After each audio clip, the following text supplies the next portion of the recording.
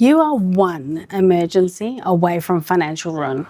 What if I told you that the life you've built could fall apart in the next 24 hours? Your feeling of security, your plans for the future, every last bit of it, gone. I'm not talking about natural disaster or some global catastrophe. I'm talking about your car transmission failing, or a call from the hospital about a loved one, or your boss calling you into a meeting to say, we're downsizing. It sounds dramatic, but for millions of people, this is their reality. Recent research found that a shocking 37% of Americans couldn't afford an unexpected $400 expense. Not $4,000, $400. Another report showed that a majority of Americans couldn't cover a surprise $1,000 bill. For so many, the lines between stability and chaos isn't a line at all. It's a razor's edge, and most people are walking it completely blind. You might be thinking, well, that's not me. I'm doing okay. You've got a decent job, you pay your bills on time, you even manage to put a little bit aside for a vacation. That trip feels earned, doesn't it? It feels like a lifeline in a crazy, stressful world. But I'm here to tell you that without a real financial foundation, that lifeline is an illusion. It's an anchor painted to look like a life raft, ready to pull you under the moment a storm hits. And the storm always comes. Let's be honest about the world we live in. We're swimming in the highlight reels of other people's lives. Instagram feeds are overflowing with exotic vacations, brand new cars, and perfect looking homes. It creates this powerful subconscious pressure to project an image that you've got it all together. We see people living their best lives, and we want a piece of it for ourselves. So we book an expensive trip. We finance a new car. We upgrade the kitchen. They feel like wins, don't they? But what are you actually winning? A temporary dopamine hit, a few dozen likes on social media posts. An illusion of wealth is incredibly seductive, but it's also incredibly fragile. The reality for a huge number of people, maybe even you, is that this shiny success is built on a foundation of sand.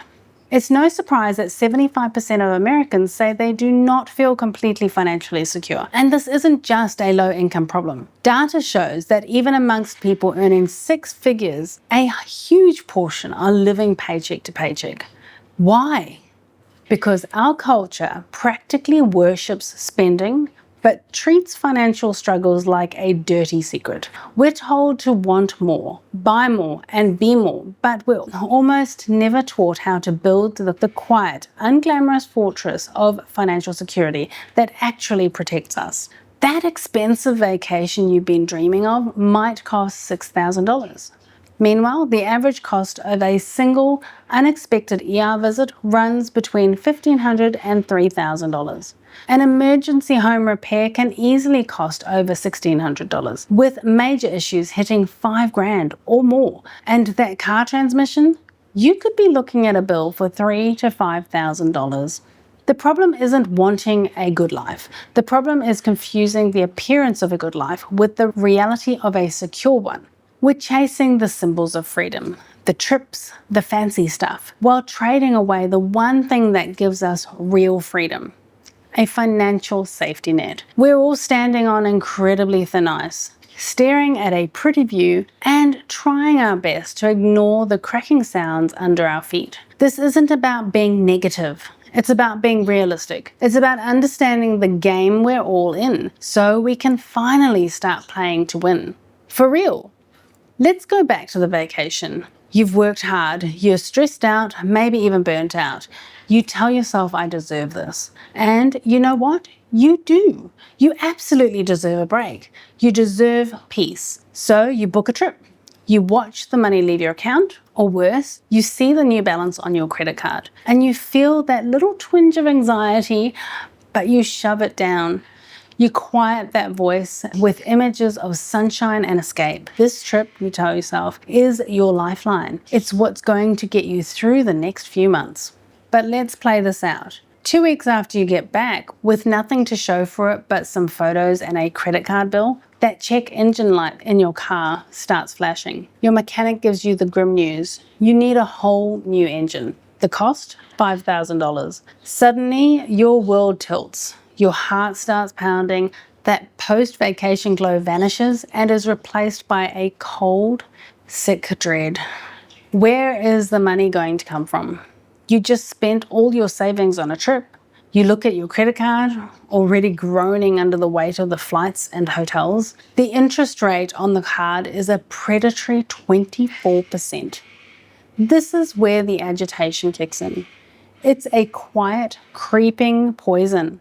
Financial stress isn't just about the numbers on a page, it's a heavy psychological and physical weight. It's the sleepless nights, tossing and turning while your mind races with what ifs and how wills. It's the anxiety that sits in your chest, a constant low hum of dread that follows you everywhere. Research has clearly shown a destructive link between money worries and mental health issues like depression and anxiety. This stress poisons every part of your life. It starts arguments with your partner about money, creating tension where you should feel safe. It makes you feel a deep, gnawing guilt every time you spend money on a small pleasure, turning a simple coffee into a source of shame. You start dodging invitations from friends because you can't afford to go out, which leads to isolation. Your performance at work starts to tank because you can't focus. Your mind is stuck in a worry loop, and that creates a vicious cycle. Poor performance puts your job at risk, the very income you desperately need, which only makes the stress worse. The physical toll is just as real. Chronic stress from financial problems floods your body with cortisol. This can lead to headaches, stomach issues, high blood pressure, and a trashed immune system, meaning you get sick more often.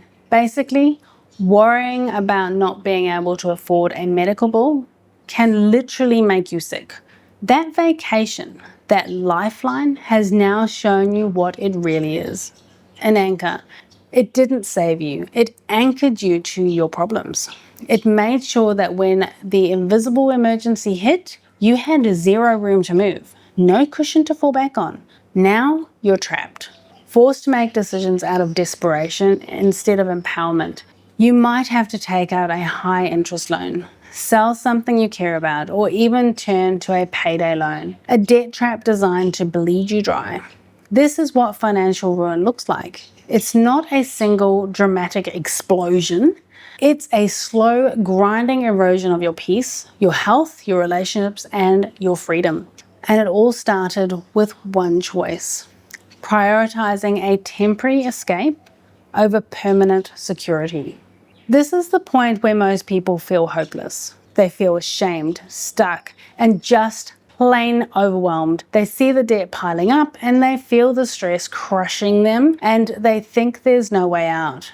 But this is where you have a choice. You can keep going down this path, lurching from one crisis to the next, living in a constant state of reaction, always at the mercy of the next surprise bill. Or you can decide right now that you've had enough. You can look at the reality of the situation without judging yourself and decide to build something different. This is your turning point. It's the moment you stop looking for a flimsy lifeline to pull you out of the water and start building a bridge to get yourself to solid ground. The solution isn't sexy. It won't get you a million likes on Instagram. It's a quiet, steady, and profound act of self-respect. The solution is to build a financial fortress, brick by brick, starting with the very foundation, your emergency fund.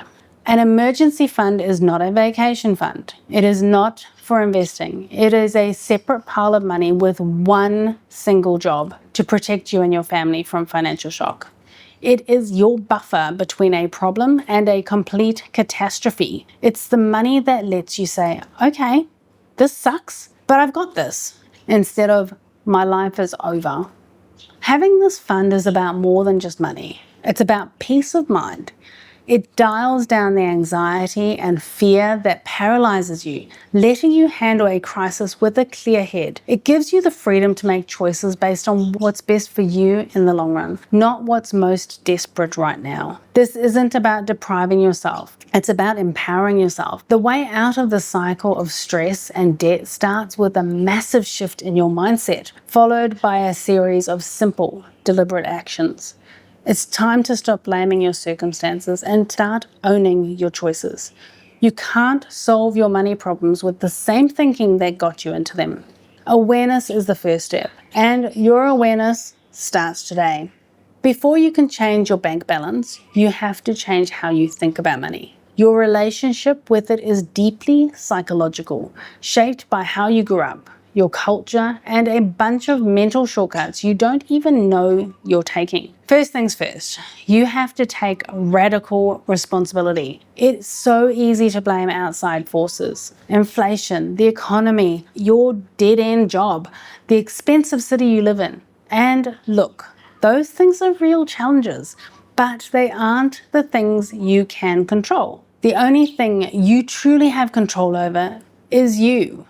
Your spending, your saving, your choices. The moment you stop being a victim of your circumstances and start being an architect of your own life, everything shifts. Your current financial situation is just the sum of your past decisions. That's not judgment, it's just maths. And it's empowering because it means your future financial situation will be the sum of your new decisions, starting right now. Second, you have to break the comparison cycle. Social media is an engine designed to make you feel discontent. You're comparing your real, messy life with someone's carefully crafted highlight reel. That person posting from a 5-star resort in Bali isn't posting their credit card bill that follows. That friend with their brand new car isn't showing you their crippling monthly payments. Put on blinders. Unfollow accounts that make you feel jealous or broke. Your financial journey is yours and yours alone. The only person you should be comparing yourself with is who you were yesterday. Focus on your own goals and what actually brings you peace, not what looks good to strangers on the internet. Third, get to know the psychology of your own spending. People who connect money with freedom are often the first to splurge on pricey vacations to escape. People who connect it with love might overspend on gifts to prove they care. This emotional spending, using a purchase to fix a feeling, that vacation isn't just a trip. It's an attempt to buy happiness. That impulse buy isn't just a gadget. It's a shot of dopamine to fix your boredom. Before you click add to cart, just pause and ask yourself, what am I feeling right now? Am I trying to solve a problem with this purchase? That tiny pause creates space between your impulse and your action. And that space is where you get your power back. Fourth, you have to embrace delayed gratification. Our brains are wired for right now rewards. Spending money feels good right now. Saving money feels good later. You have to consistently fight that primitive instinct. A great way to do this is to visualize your future self. Seriously, picture the version of you in a year who has a fully funded emergency fund. How does that person feel? Calm? Secure? They sleep through the night. A check engine light doesn't send them into a panic. When you're tempted to spend, you're not just choosing between a night out and saving money. You're choosing between a fleeting pleasure for your present self and profound peace of mind for your future self. Choose your future self every time. Finally, you must commit to lifelong financial learning. School taught us about the Pythagoras theorem, but for most of us taught jack squat about budgeting, debt, or investing. We were left to figure it out ourselves, usually by making lots of painful mistakes. You have to take your own education into your own hands. Read books, listen to podcasts, watch videos like this one. You don't have to become a Wall Street expert, but you do need to understand the basics of personal finance. This knowledge isn't just about getting rich. It's about becoming free. Once your head is in the right place, it's time to get your hands dirty. Theory is nice, but action is what builds your fortress. Building your emergency fund is your number one mission. Not paying extra on your mortgage, not investing in some hot new stock. Nothing else matters until you have this buffer built. Here's your step-by-step blueprint. Step 1. Set a clear, realistic goal. Most financial experts suggest an emergency fund that covers 3 to 6 months of essential living expenses. Don't let that big number scare you off. That's the finishing line, not your starting line. Your first goal is way smaller. Start with a target of $1,000 or even $500. Pick a number that feels like you can actually hit it. The point is to get a quick win and build some momentum. To figure out your 6-month number, add up your bare bones monthly costs: housing, utilities, food, transportation, insurance, and minimum debt payments. That's your survival number. Multiply it by 3 and 6 to get your target range. But for now, just focus on your first small goal. Step 2. Open a separate high-yield savings account. Your emergency fund cannot live in a daily checking account. It's too easy to accidentally spend it. The money needs to be separate, both physically and mentally. Open a high-yield savings account, probably at an online bank. These accounts are still easy to access in an emergency, but they're separate from your daily spending and they pay way more interest than your typical bank. Name the fund account Emergency Fund. Do not touch it for anything other than true emergencies. A busted furnace is an emergency. A flash sale on shoes is not. Step 3, make savings automatic.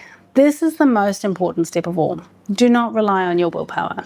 Do not plan to save whatever is left at the end of the month, because the answer will almost always be nothing. Automate it. Set up an automatic transfer from your checking account to a new emergency fund for the day after you get paid. Even if you start with just $25 a week, start. That's $100 a month. That's $1,200 a year. The amount is less important than the habit. Once the habit is there, you can look at ways to bump it up. You can find an extra $50, add an extra $100. Set it and forget it, and you'll save money without even trying. Step 4, prioritize needs over wants. Brutally, this is where sacrifice comes in, but you need to reframe it. You aren't depriving yourself. You're choosing long-term security over short-term fun. Before any non-essential purchases, dinners out, new clothes, that weekend trip, ask yourself one question. Is my starter emergency fund full? If the answer is no, then the answer to purchase has to be no. It's that simple. Find free ways to de-stress and have fun. Go for a hike, have a picnic, host a potluck. You need to be ruthless here because your financial life depends on it. Step 5, attack your fund with any extra cash. Anytime you get money outside your normal paycheck, it has one job: go straight to emergency fund. Tax refund, emergency fund. Birthday money, emergency fund. Work bonus, you guessed it, emergency fund. Selling something online, emergency fund. These cash windfalls are your secret weapon. They are your accelerators. A $2,000 tax refund could instantly fund your starter goal, giving you a huge psychological boost and a real layer of security you didn't have before. Step 6, track and protect your fund. Watch that balance grow. Celebrate the small wins. When you hit $500, acknowledge it. When you hit $1,000, do a little happy dance. This positive feedback will keep you going. And once the money is there, you guard it like a dragon guards its gold. A true emergency is something unexpected, necessary, and urgent, like a major medical bill, a sudden job loss, or a critical home or car repair. That's it. It's not a vacation. It's not for holiday presents. It's not for a down payment. If you do have to use the money for a real emergency, your number one priority becomes refilling it as fast as you can. This process isn't easy, but it is simple, and it all starts with a single step. So, here's your call to action. I want you to make a commitment right now in the comments below. Tell me one small, concrete action you'll take in the next 24 hours to start building your financial fortress. Will you calculate your survival goal? Will you open a separate savings account? Will you set up an automatic transfer, even if it's just for $10? Don't just think about it. Write it down. Making a public comment makes it infinitely more likely you'll actually do it. Go ahead. I'll wait. Your journey to financial freedom starts with this one single step. And if you want to stay on this journey, if you're finally ready to stop what other people live their lives and start building your financial security you actually deserve, you make sure you subscribe.